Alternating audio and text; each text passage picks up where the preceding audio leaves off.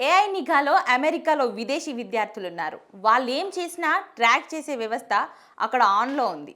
ప్రభుత్వ విధానాలకు ఏ మాత్రం వ్యతిరేకంగా ప్రవర్తించినా వాళ్ళను బయటికి పంపడానికి ట్రంప్ రెడీ అయిపోయాడు. ఇప్పటికే అనేక మందికి మెయిల్స్ వెళ్ళాయి. దీనికోసం ముఖ్యంగా సోషల్ మీడియాలో వాళ్ళ యాక్టివిటీపై నిఘా పెట్టారు. ఎలాంటి పోస్టులు పెడుతున్నారు, వేటికి లైక్ కొడుతున్నారు, వేటిని షేర్ చేస్తున్నారనే అంశాల ఆధారంగా విద్యార్థుల కండక్ట్ని అంచనా వేస్తున్నారు. దీనికోసం ఏఐ టూల్స్ వాడుతున్నారు. ముఖ్యంగా హమస్కి సపోర్ట్గా ఇజ్రాయెల్కి వ్యతిరేకంగా ఆందోళనలో పాల్గొన్న విద్యార్థుల్ని ఉపేక్షించేది లేదని ట్రంప్ ఇప్పటికే చెప్పేశాడు. దానికి అనుగుణంగా చర్యలు మొదలయ్యాయి. ఇద్దరు భారత విద్యార్థులకి మెయిల్స్ వెళ్ళాయి. వారిలో ఒక్కరు సెల్ఫ్ డిపోర్ట్ అయితే మరొకరు కోర్టుని ఆశ్రయించారు. వీరితో పాటు వందలాది మందికి మీ వీసాలు రద్దయ్యాయి, పెట్టబెడ సర్దుకోండి అని మెయిల్స్ వెళ్తున్నాయి. ఇలా విద్యార్థుల్ని గుర్తించి వెనక్కి పంపడానికి ఏఐ టూల్స్ కీలకంగా మారాయి. ఇన్స్టాగ్రామ్లో లైక్ కొట్టినా చాలు పట్టేసుకునేలా సాంకేతికతను వాడుతున్నారు.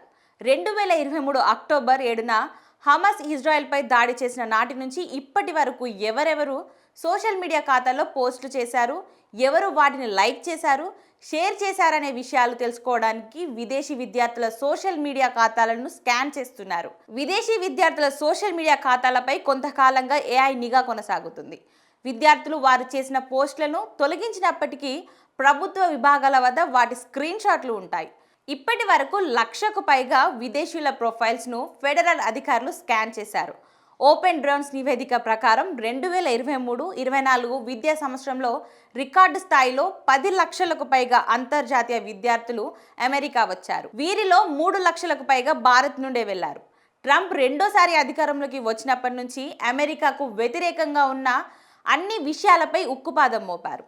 ఇందులో భాగంగానే జాతి వ్యతిరేక ప్రచారానికి పాల్పడుతున్న వారి సోషల్ మీడియా ఖాతాలను అమెరికా విదేశాంగ శాఖ జల్లెడపడుతుంది. ఒకవేళ అదే నిజమని తేలితే ఆ విద్యార్థులకు అమెరికాలో చదువుకునే వీలు లేకుండా తక్షణమే స్వదేశానికి పంపించే ప్రయత్నాలు ముమ్మరమయ్యాయి.